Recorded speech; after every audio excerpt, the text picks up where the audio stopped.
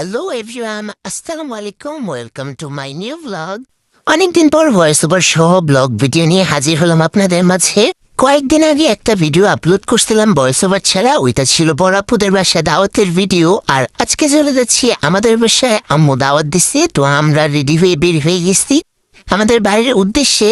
প্রথম পরিষে আমরা সিএনজির জন্য ওয়েট করতেছিলাম, দেন একটা সিএনজিতে উঠে গেলাম। এদিকে সাবিকা ক্যামেরা দেখে হাই দিতেছিল, আর এটা নিয়ে আমি অনেক হাসতেছিলাম। এরপর সাবিয়ার পাপার দিকে ক্যামেরা ধরতে ও একটা হাই দিয়েছিল।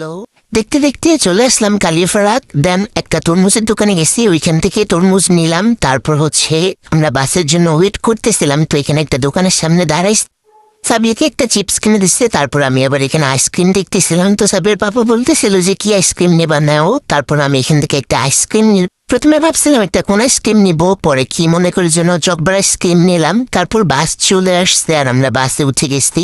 বাসে উঠে দেন আমি আইসক্রিমটা খুললাম, খুলে এখন আমি খাচ্ছি, সাবিয়ার পাপাকে দিচ্ছি, সাবিয়া একটু দিচ্ছি। তো বাস এত পরিমাণ জোরে জ্বলতেছিল যে সাবিয়ার ঠোঁটের মধ্যে আইসক্রিম লেগে গেছে।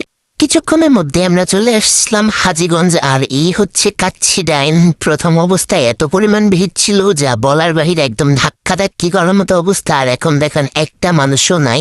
এখানে দেখলাম 3-4টা মেয়ে শুধুমাত্র মনে হয় ছবি তোলার জন্য আসছে। যাই হোক বাদ দিন। তো এদিকে আমি আর সাবিয়ার পাপা মিলে একটু হাতের ভিডিও করতেছিলাম, অনেক সুন্দর লাগতেছিল মাশাআল্লাহ। এরপর আমরা একটু হাজীগঞ্জ নামছিলাম কিছু কেনার জন্য। তো সাবিয়ার পাপা আমাকে এখানে দাঁড় করিয়ে রেখে কোথায় জানি গেছিল। তো আমি এখানে থ্রি পিস দেখতেছিলাম, থ্রি পিস গুলা এত সুন্দর সুন্দর ছিল। আর একটা শাড়ি চোখে পড়তে, ওইটা তো আমার অনেক বেশি পছন্দ হয়েছিল। তো কেনাকাটা শেষ করে তারপর আমরা আবার উঠে গেলাম আরেকটা সিএনজিতে উঠে এখন আমরা চলে যাচ্ছি। আর এই তো ফাইনালি চলেই আসলাম আমাদের বাড়ির রাস্তায়। এখান দিয়ে যাইতে তো আমার অনেক বেশি ভালো লাগে। আমাদের এদিকে একদম সব রেল লাইন দিকটা অনেক সুন্দর, সবারই অনেক ভালো লাগবে যে প্রথম আসবে তার কাছ থেকে। এখানে সাবিয়া হাই দিচ্ছিলাম, বললাম সালাম দাও, পরে ও সালাম দিছে।